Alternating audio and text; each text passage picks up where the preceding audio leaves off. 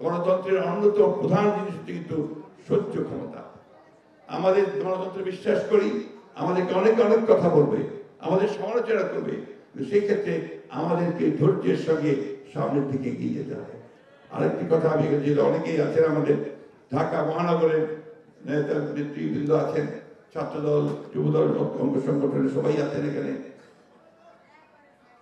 মানুষের কাছে যেতে হবে, প্রতি পাড়ায় পাড়ায় যান, প্রতি পাড়ায় পাড়ায় যে সংগঠন তৈরি করছেন আমাদের চেয়ারম্যান সাহেবের নির্দেশে সেগুলো আরো শক্তিশালী করেন।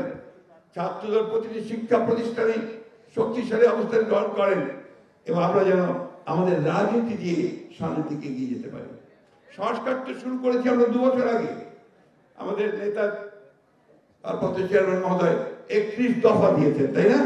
সে ইতিহাস আর বলতে চাই না, কত কত ভাবে আমরা বিভিন্ন রাজনৈতিক দলের সঙ্গে কথা বলে প্রায় 2 বছর আলোচনা পর্যন্ত করে আমরা 31 দফা দিয়েছি।